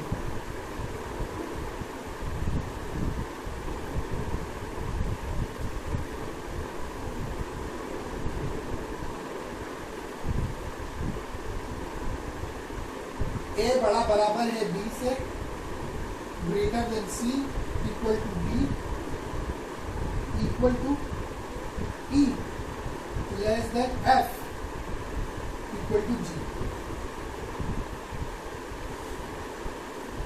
ठीक है, आपको पूछा गया है कि बताना है कि चारों में से कौन सा सही है। देखो, इसके पहले थोड़ा सा बेसिक आपको समझना पड़ेगा कि चलते समय अगर आपको ये 3 साइन कभी भी मिलते हैं, ये 3 साइन, तो इसमें पहली प्रायोरिटी हमेशा इसकी होती है, दूसरी इसकी होती है, तीसरी इसकी होती है। ये एक ग्रुप की साइन है। मतलब अगर ये तीनों साइनें मौजूद है, हमेशा यही साइन लगती है। जैसे कि ए बड़ा है बी से, बड़ा बराबर सी से, बराबर डी, इक्वल टू ई। अगर मैं पूछूं ए और ई के बीच में क्या संबंध है, ए से ई की तरफ जाते हुए, क्या क्या साइन है? बड़ी बड़ी बराबर बराबर बराबर, ग्रेटर देन इक्वल टू। तो हमेशा साइन लगेगी बड़े की, क्योंकि पहली प्रायोरिटी इसकी हो गया ए बड़ा है ई से। लेकिन साइन अगर ये मौजूद नहीं है, ये दोनों मौजूद है, इन दोनों में प्रायोरिटी इसको मिलेगी, और अगर यही अकेला मौजूद है तो यही लगेगा। लेकिन इनके बीच में चलते हुए कोई दूसरे ग्रुप की साइन आ जाए, लेस देन इक्वल टू तो नहीं, लेस देन इक्वल टू, तो वो कोई रिलेशन ही नहीं बनेगा। जैसे ए से जी की तरफ जाते हुए ग्रेटर देन इक्वल टू, एक ग्रुप की साइन है, दूसरे ग्रुप की साइन, ए से जी के बीच में कोई संबंध ही नहीं मिलेगा। तो मैं चेक करता हूँ कि दिए गए निष्कर्षों में से कौन सा निष्कर्ष सही होगा। ये प्रायोरिटी आपके सामने लिखी हुई है। ठीक है, सबसे पहले ए से एफ तक पूछा है, ए से एफ तक संबंध निकालता हूँ। Greater than equal to, less than, दूसरे ग्रुप की साइन आ गई। ए और एफ के बीच में कोई संबंध ही नहीं पता हमें, हम कुछ नहीं बोल सकते, तो पहला निष्कर्ष तो गलत, हमको नहीं पता, सही नहीं। सेम बात ए से एफ तक अगर मेरे को संबंध नहीं पता, तो मैं ये भी नहीं बोल सकता कि वो बड़ा है या बड़ा बराबर है, तो दूसरा ऑप्शन भी गलत। तीसरा, ए से ई तक चलते हुए, ए से ई की तरफ चलते हुए क्या क्या साइन आ रही है? बड़ी बराबर, मतलब ग्रेटर देन इक्वल टू, मतलब इक्वल टू दो बार आ रहा तो एक ही बार। इन 3 साइन में पहली प्रायोरिटी किसकी है? ग्रेटर देन की। ये गलती मत कर देना कि पहले ग्रेटर देन इक्वल टू वाला तो वो लगा दूं, पहले आने से कुछ मतलब नहीं होता है। ये 3 साइन जब भी मौजूद है, क्योंकि 2 अल्फाबेट के बीच में प्रायोरिटी हमेशा इसको मिलेगी। ए से ई के बीच में साइन लगेगा बड़ा, ए बड़ा है ई से, ये संबंध मेरे को मिला स्टेटमेंट से। निष्कर्ष में भी यही दे रहा है, कंक्लूजन में भी यही दे रहा है, तो ऑप्शन सी हो गया सही। चौथा कैसे गलत? मेरे को पता है ए स्पष्ट ई से बड़ा है, A is greater than E, then Y is equal to E, तो चौथे वाले ऑप्शन में ए ग्रेटर देन और इक्वल टू बी है, तो वो गलत हो जाएगा। ए स्पष्ट बड़ा है ई से, बराबर की कोई बात ही नहीं। ठीक है, ये टॉपिक आपने बहुत कम पढ़ा होगा, मेनली रेलवे में आता है। रेलवे में 3 क्वेश्चन आते हैं इसके, एसआई वाले पार्ट में इसके क्वेश्चन नहीं आते, sub inspector, Madhya Pradesh sub inspector में, लेकिन रेलवे में इनइक्वालिटी के 3 क्वेश्चन आते हैं। ठीक है, आगे अगले क्वेश्चन पर चलते हैं। अगला क्वेश्चन जो है सिटिंग अरेंजमेंट का है।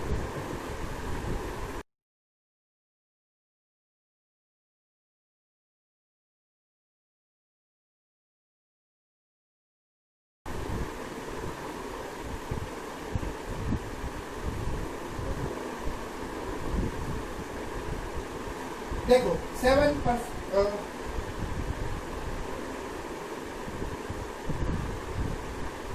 अच्छा सॉरी ब्लड रिलेशन के बाद 7 व्यक्ति P Q R S T U P belongs to same family. 7 लोग हैं P Q R S T you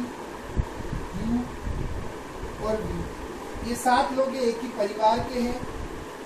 2 जोड़े हैं मतलब 2 शादी कर चुके हैं, 2 मतलब 4 लोग दुखी हैं। Parents of every children are alive, हर बच्चे के माता पिता जीवित है, ठीक है। R is the sister of U, देखो मेनली मैं, ठीक है, माइनस शो करता हूँ फीमेल को जब भी सिंबल यूज करते हैं, प्लस मतलब मेल, ठीक है। ये सिर्फ सिंबल है, वो मत फेमिनिज्म मत ले आना इसमें कि भैया लड़कियों को माइनस क्यों ना, ठीक है। इसकी सिंबल है, कोई सर्कल और बॉक्स लगाता है, ठीक है, तो वो भी लगा सकते हो। लेकिन कहीं भी फीमेल होगी तो मैं उस पर माइनस लगाऊंगा, मेल होगी तो प्लस, ठीक है। देखो बता R is the sister of Q, R बहन हो गई क्यू की। अगर आर बहन है क्यू की तो क्यू भाई है कि बहन ये मेरे को नहीं पता, तो ना प्लस लगाया ना माइनस। ये भाई बहन का संबंध दर्शाता है, ठीक है। ये भाई बहन का संबंध दर्शाएगा, ये पति पत्नी का संबंध, और ये अभी नेक्स्ट जनरेशन। अगले बोला है T is the brother of you. अब टी और यू इनसे बिल्कुल अलग है, तो बिल्कुल अलग ही हो। T is the brother of you, T U का भाई। अब टी भाई है यू का, तो इससे ये पता नहीं चलता कि यू की बहन है कि भाई, तो वो मैंने इसे छोड़ दिया। P is the father of you, P जो है पिता है किसका, यू का। P is the father of you, तो P पिता हो गया यू का। ऊपर वाली पीढ़ी में नेक्स्ट जनरेशन चला गया, पिता है तो प्लस लगा दिया। अभी भी P पिता है यू का, तो यू उनका बेटा है कि बेटी नहीं पता, तो ना प्लस लगाया ना माइनस लगाया। V is the mother of Q, V जो है मम्मी है इनकी Q की, ठीक है। V is the mother of Q। और S जो है वो मदर इन लॉ है V की, S जो है वो मदर इन लॉ है V की। सुनना, अब अगर S V की मदर इन लॉ है तो यहां पे आप देखेंगे V की शादी हुई होगी किसी से, तो V की शादी हुई होगी तो ये दोनों का अपन ने शादीशुदा कर दिया। और S जो है क्या मतलब V जो है वो S जो है वो V की सास है, मतलब सास बोले तो उसके पति की माँ, V का पति है P। अब आप एक चीज यहाँ पे बोल सकते हैं कि सर इससे क्यों शादी करा लो, ये भी तो लड़का हो सकता है, ये भी लड़का हो सकता है, इससे इसकी शादी हो जाए। लेकिन क्वेश्चन में बोल के रखा है यू जो है एक फीमेल हिंदी लगा दिया मैंने माइनस। और अगर दूसरा अक्षर खड़ा करता तो एस वी की कभी भी सास नहीं आ पाएगी। तो मेरे को ये चेक करना था कि अगर एस वी की सास को तो ऊपर वाली पीढ़ी में लेके जाना था, ये सेम जनरेशन जा रही है उसकी ऊपर वाली पीढ़ी में चलेगी। अब सुनना, तो अगर एस सास से वी की मतलब इसके पति की मम्मी हो गई, और ये इसके पहले से पिता है, देखो यहाँ पे तो ये दोनों हो गए पति पत्नी, संबंध पूरा कंप्लीट हो गया। ये ऊपर वाली पीढ़ी है, ये पी पिता है, एस माता है, इनकी 2 संतान है। यू जो है इनकी बेटी है, टी जो है इनका बेटा है, बेटे की एक बीवी है जिसका नाम है वी, और इन दोनों की मिला के 2 संतान है। तो ये है लड़की, इनका पता नहीं, ठीक है, डिक्लेयर नहीं हुआ अभी तक। तो क्वेश्चन में क्या पूछा गया है, क्वेश्चन में पूछा गया क्यू टी से किस प्रकार संबंधित है। तो थोड़ा ध्यान से सुनना, क्यू टी से किस प्रकार संबंधित है। तो जिससे पूछा जाता है पहले उसे आधार बनाओ, इसे आधार बनाया, इसे बेस बनाया। How is Q related to T, to T, तो टी को बेस बना दिया, ठीक है, इसको आधार बना दिया। और इससे चेक करना है कि इसके लिए क्यू कौन है, क्यू टी से किस प्रकार संबंधित। बच्चे मतलब क्या करते हैं, क्यू के लिए टी कौन लगे, पापा, नहीं गलत हो जाएगा। पूछा जा रहा है क्यू कौन है टी के लिए, तो जिससे बोला जाए उससे आधार बना के नीचे की तरफ जाना है। तो क्यू कौन लगे टी के लिए, ये दोनों आपस में पति पत्नी है, दोनों की ये 2 संतानें हैं, ये बेटी है लेकिन इसका पता नहीं ये बेटा है कि बेटी, ये डिक्लेयर नहीं है, तो कैन नॉट बी डिटरमाइन, ये can't be determine. Option number D, लड़का या लड़की कुछ भी हो सकता है, एग्जैक्ट नहीं बताया जा सकता, ठीक है। अगला क्वेश्चन भी इसी के ऊपर है, स्ट्रक्चर बना हुआ है। Question number 15,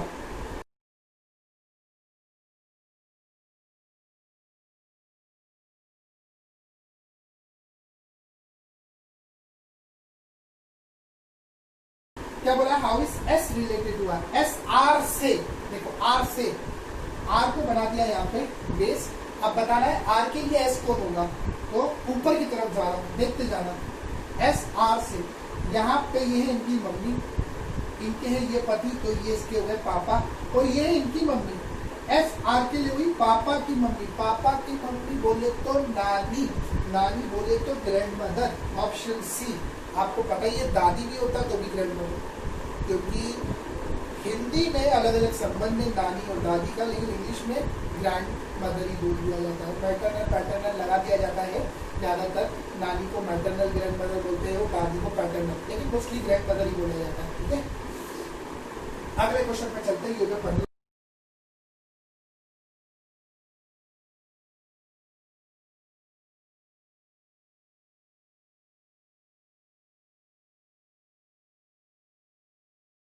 question 16वां question sitting arrangement के ऊपर है। परिवार के 8 सदस्य,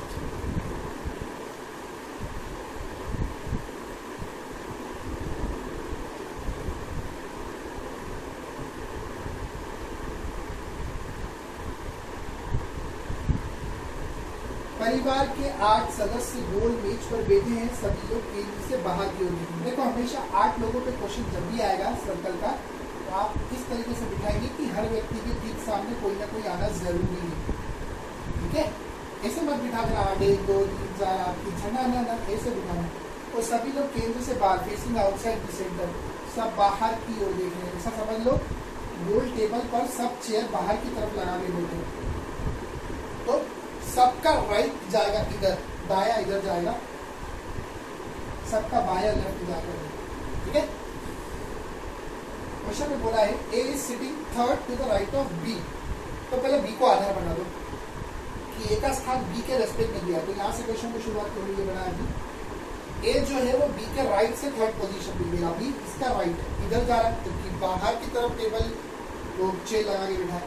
1 ये 2 ये 3, ये हो गया ए। ठीक है, अब ये बात ध्यान रखना, जो लिखा हुआ इसके बाद, जो कि सी का पड़ोसी नहीं है, तो बोला ये गया है ए बी के दाएं से तीसरे स्थान पर है। जो, तो जो के पहले जो व्यक्ति सबसे पहले आता है, ये जो उसके लिए होता है, तो जो किसके लिए बोला गया है यहाँ पे, बी के लिए, जो सी का पड़ोसी नहीं है। तो बी सी का पड़ोसी नहीं है, तो न यहाँ पे सी बैठ पाएगा न यहाँ पे बैठ पाएगा। ठीक है, वो इंग्लिश में वो लगता है ना, A is third to the right of B, वो is not the neighbour of C. ठीक है, तो वो के पीछे आते समय जो पहला वाला व्यक्ति होगा वो उसके लिए हो जाएगा। A sitting third to the right of B is not the neighbour of B, D sitting second to the left of B, तो डी जो है ए के बाएं से दूसरे स्थान पे, ये रहा ए के बाएं से दूसरे स्थान पे आ गया, ये बिठा दिया। और बोला he is one of the neighbour of F, D A के बाएं से दूसरे स्थान पे और एफ का एक पड़ोसी है, तो डी का पड़ोसी एफ होगा, ये एफ का पड़ोसी डी होगा, दोनों एक ही बात है। अब डी ये रहा, इसका एक पड़ोसी बी पहले से बैठ चुका है। अगर यहाँ पे मैं कोई दूसरा व्यक्ति बिठा दूँ तो यहाँ पे ये पॉइंट ही गलत हो जाएगा कि डी का पड़ोसी एफ है या एफ का पड़ोसी डी, तो यहाँ पे मजबूरन एफ को बिठाना पड़ेगा। तो एक और व्यक्ति बैठ गया कि डी ए के बाएं से दूसरे स्थान पे और वो एफ का पड़ोसी है, तो एफ का पड़ोसी भी हो गया। ठीक है, अब आगे आप चलते हो तो क्या बोला है, एच ए के सामने वाले स्थान के ठीक बाहर लिखा है।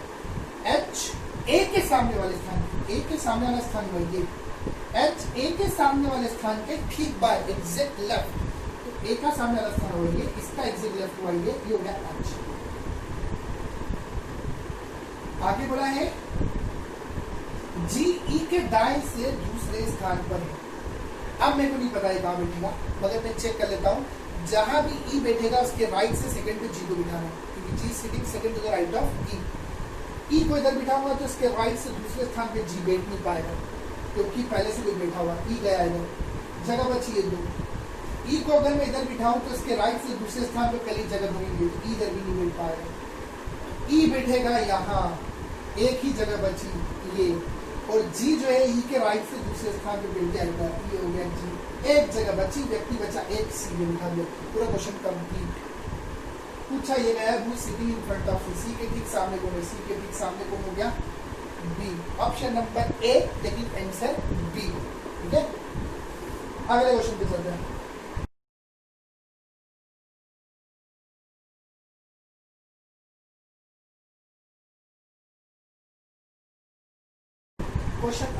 स्ट्रेट लाइन का है, फेसिंग नॉर्थ का क्वेश्चन है।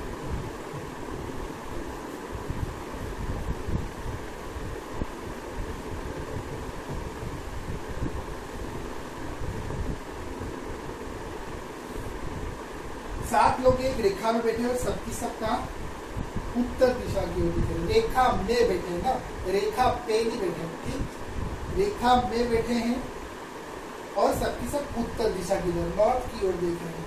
एक बात ध्यान रखना, ये नॉर्थ की ओर मतलब ऊपर की ओर, हमेशा इस तरीके से बिठाना कि दो लोग कोने पर जरूर आएंगे। तो हो गया 1 2 3 4 5 6 7, ठीक है। 7 लोगों को इक्वल डिस्टेंस होगा, सबकी सब ऊपर देख रहे हैं, जैसे आप देख रहे हैं तो सबका राइट हो गया, ये सबका लेफ्ट हो गया, ठीक है। क्वेश्चन में पहले बोला है J sitting fourth to the right of L, J L के दाएं से चौथे स्थान पर है। कहाँ पर या कहाँ पर? एल को यहाँ भी बिठा सकता हूँ, उसके दाएं से चौथे स्थान पे इधर बैठ जाएगा। एल को यहाँ बिठा दूँ, उसके दाएं से चौथे स्थान पे यहाँ, ये 3 पोजीशन पे कहीं बिठा सकता हूँ। अब मैं पहली ही स्टेप में तीन अलग से थोड़ा मैं लेके चलूंगा, तो ये पॉइंट को मैं छोड़ रहा हूँ, आगे समझते हैं कि क्या करना है, ठीक है। कोई ऐसा पॉइंट उठाता हूँ जिससे चीजें क्लियर होंगी। पॉइंट दूसरा क्या हो रहा है, एम पी के बाएं से तीसरे स्थान पर है, एम पी के बाएं से तीसरे स्थान पर, M is third to the left of P, M का स्थान पी के रेस्पेक्ट में दिया है, जो किसके लिए होगा, पी के लिए। तो पहले पी को बिठाएंगे फिर एम को बिठाएंगे, जो का बिठाए लाइन के ठीक बीच में, लाइन के ठीक बीच में पी को बिठा दिया, इसके थर्ड लेफ्ट पे कौन है, एल को बिठा दिया। अब एल के लिए ना क्या बोला था, J sitting fourth to the right of L, L के लिए 3 जगह थी, इन 3 में से ये तो गई, बची ये तो दोनों में लेके चलता हूँ। चलो अल्टरनेटिव देखते हैं, एक गलत हो जाएगा एक सही हो जाएगा, ये 2 ये 3 ये 4 5 6 ये 7, सोते जाना, मैं दोनों आपके सामने रख रहा हूँ। ये क्या बात, एल या तो यहाँ बैठेगा या तो यहाँ बैठ नहीं सकता, क्योंकि इसके राइट से 4th पोजीशन में जे को बिठाना है। तो मैंने क्या किया, पहले में मैंने एल को बिठा दिया इधर, उसकी 4th पोजीशन में बिठा दिया जे को, 1 2 3 4 ये हो गया जे, और इधर भी मैंने बिठा दिया एक और ऑप्शन ये बचता है, तो एल इसके 4th पोजीशन पे गया जे, 1 2 3 4, ठीक है, ये बिठा दिया। कौन सा सही मेरे को नहीं पता, लेकिन अगले पॉइंट में सब क्लियर हो जाएगा। क्या बोला है, के ओ के दाएं से दूसरे स्थान पर है, के ओ के दाएं से दूसरे स्थान पर, ऊपर वाली व्यवस्था में कहीं पे भी ऐसा बिठाया नहीं जा सकता। के ओ के दाएं से दूसरे स्थान पे, ओ को इधर बिठाओ, इसके दाएं से दूसरे स्थान पे कहीं नहीं बैठ पाएगा, ओ को इधर बिठाओ, उसके दाएं से दूसरे स्थान पे नहीं बैठ पाएगा। तो ये व्यवस्था गई, व्यवस्था ये चल रही सही। लेकिन इसमें भी एक बात है कि ओ के दाएं से दूसरे स्थान पे second to right of O को इधर बिठा के को इधर बिठा सकता हूँ, को इधर बिठा के को इधर बिठा सकता हूँ, 2 व्यवस्था यहाँ भी चल रही है। लेकिन अगले पॉइंट में ये बोला गया है, हु इज सिटिंग, कहा गया and is not sitting at any and. अगर मैं ओ को यहाँ बिठा दूँ, उसके दाएं से दूसरे स्थान पे के, या ऐसा पहले ये देखो, ओ को मैं यहाँ बिठा दूँ, दाएं से दूसरे स्थान पे के बैठ जाए, तो जगह बचेगी ये एन के लिए। लेकिन एन किसी भी कोने पर नहीं बैठा है, तो वो ये व्यवस्था गलत हो जाएगी। तो मेरे को क्या करना पड़ेगा, ओ को बिठाना पड़ेगा इधर, के को इधर, बची एक जगह एन, और एन देखो किसी कोने पर भी नहीं बैठा है। ये हो गया क्वेश्चन कंप्लीट। सारे पॉइंट चेक कर लो, सब सही है। J sitting 4th to the right of L, बिल्कुल 4th पे। M sitting 3rd to the left of P, वो sitting at the middle of the line, बिल्कुल बैठा है। K second to right of O, बिल्कुल है। And is not sitting at any end, बिल्कुल सही है। क्वेश्चन पूछा क्या है, sitting exact left to P, P के ठीक बाएं साइड पर कौन है, पी के ठीक बाएं साइड पे है, आंसर हो गया एन, ऑप्शन नंबर ए, ठीक है। आगे चलते हैं।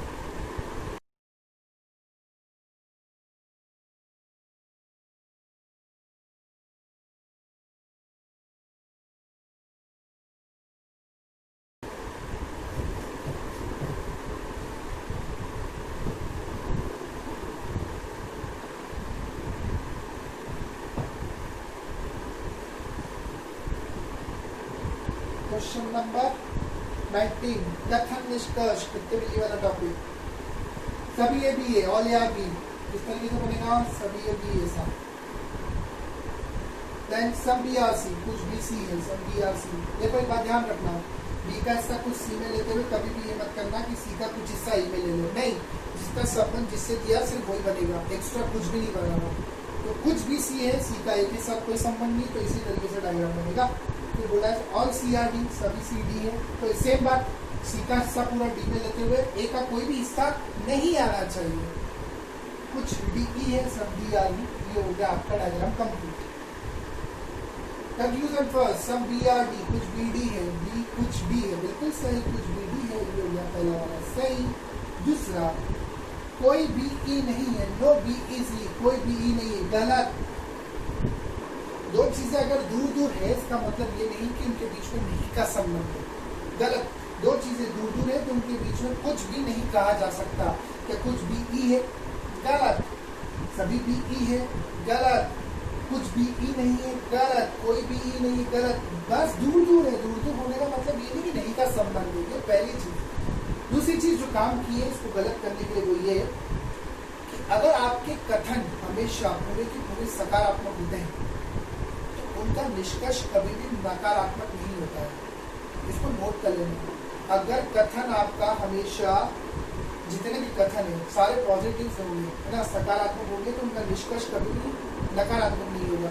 If all the statements are positive then their conclusion will never be negative. तो यहाँ पे आप देखेंगे सारे के सारे जो आपके स्टेटमेंट है, कथन है, सब पॉजिटिव है। सभी ए बी है, कुछ बी सी है, सभी सी डी है, कुछ डी ई है, एक भी चीज में नहीं कहीं नहीं आया।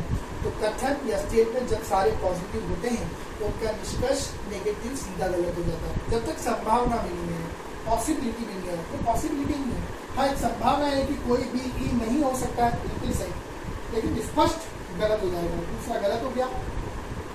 तीसरा कुछ सी ए है, कुछ सी ए, ये रहा सी, ये रहा ए, हाँ दोनों दूर दूर है, दोनों दूर दूर है, कोई संबंध नहीं। इससे पहला वाला निष्कर्ष सही है, तो option number C, only first conclusion is correct.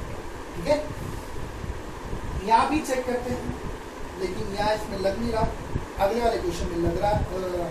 अभी पहले से क्यों बताऊँ, अभी आपको अटेम्प्ट करना है क्वेश्चन। हाँ, तो अगले वाले पे चलते हैं, क्वेश्चन नंबर 20।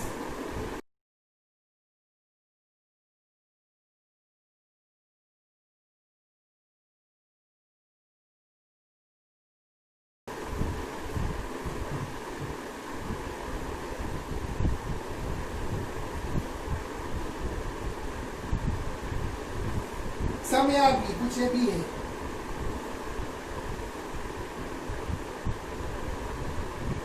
और बी आर सी, सभी बी सी है, सब सी आर डी, कुछ सी डी है, सभी डी ई है। ये बना दिया डायग्राम। निष्कर्ष पहला, कुछ ए ई है, ए का कुछ हिस्सा ई है, क्या गलत। दूसरा, कुछ सी ई है, सी का कुछ हिस्सा ई में है, क्या बिल्कुल दिख रहा है।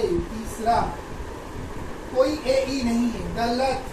पहली चीज दूर दूर है, इसका मतलब ये नहीं कि नहीं का संबंध है। और इसके पहले आपको पहले वाले क्वेश्चन में एक चीज दिखाई, कथन सारे सकारात्मक होंगे तो निष्कर्ष नकारात्मक नहीं होगा। If all the statements are positive then their conclusion will never be negative. तो ये हो गया सीधा गलत। चौथा, सम बी आर ई, कुछ भी ई है, मेरा ई, मेरा बी, बिल्कुल गलत। अब कथन निष्कर्ष, स्टेटमेंट कंक्लूजन, जब भी आपको दो निष्कर्ष या दो से अधिक निष्कर्ष गलत मिलते हैं, दो या दो से अधिक कंक्लूजन नेगेटिव मिलते हैं या गलत मिलते हैं, तो इनमें आप याद चेक करेंगे, इधर और हमेशा चेक करेंगे। इधर और चेक करने की शर्त ये है कि सबसे पहले जिनमें चेक कर रहे हैं वो दोनों की दोनों गलत होनी चाहिए। पहली शर्त कि दोनों की दोनों गलत होने चाहिए। गलत हमारे पास 3 है, ये तो शर्त 2 की, बिल्कुल सही। Both the conclusion must be wrong, दोनों निष्कर्ष व्यक्तिगत रूप से गलत होने चाहिए। तो पहली शर्त तो लग गई, 2 क्या हमारे पास 3। दूसरी शर्त, उन गलत निष्कर्षों के अंदर तत्व समान होने चाहिए। The elements must be same in both this conclusion. ये बात कर रहा है ए ई की, ये भी बात कर रहा है ए ई की, ये बात कर रहा है बी ई की। पहला रूल 3 में लग रहा है। दूसरी शर्त, उनके तत्व समान होने चाहिए, अल्फाबेट सेम होने चाहिए। ये बी है, ये ई, तो इसको तो सीधा हटा दो। इन दोनों में आगे चेक करते हैं। इन दोनों में दोनों शर्तें अभी तक तो लग गई, दोनों गलत है, दोनों के तत्व या अल्फाबेट सेम है। तीसरी शर्त, एक निष्कर्ष सकारात्मक होना चाहिए और एक नकारात्मक। One conclusion must be positive and another must be negative. ये बोल रहा है कुछ ए ई है पॉजिटिव, कोई ए ई नहीं है नेगेटिव, नेगेटिव पॉजिटिव, तीनों शर्तें लग गई, तीनों शर्तें दोनों गलत है, तत्व समान है, ये पॉजिटिव नेगेटिव में लग जाएगा या इधर। और उत्तर आपका हुआ सेकेंड और पहला या तीसरा, इंग्लिश बोले तो सेकेंड एंड आइदर फर्स्ट और third follows, option number C. तो ये आज का वीडियो यहीं पे कंप्लीट हुआ। पूरा वीडियो देखने के लिए बहुत बहुत शुक्रिया। इस वीडियो को ज़्यादा से ज़्यादा शेयर करो ताकि हर बच्चे तक जाए। आप इसे सब्सक्राइब करो, आपके घर वाले जितने भी हैं उन्हें भी बोलो सब्सक्राइब करने के लिए, आपके जितने भी दोस्त हैं उनको बोलो, शेयर करो, लाइक करो। Thank you so much. अपन अगले वीडियो में मिलेंगे, जल्दी मैं अगला वीडियो लेके आऊँगा, ठीक है। और कोई भी डाउट हो या कोई चीज़ आप चाहते हो कि मैं कुछ करूँ या कुछ इम्प्रूवमेंट आप चाहते हो तो आप कमेंट में बिल्कुल लिख के दीजिए, मैं वो सब कमेंट पढ़ूँगा। और अगर कोई चीज़ अगर मेरे को लगे कि सही में ये वैलिड है, इसमें इम्प्रूवमेंट करना ज़रूरी है, तो वो मैं बिल्कुल इम्प्रूवमेंट करूँगा, ठीक है। तो चैनल को प्लीज़ लाइक सब्सक्राइब करें। Thank you so much.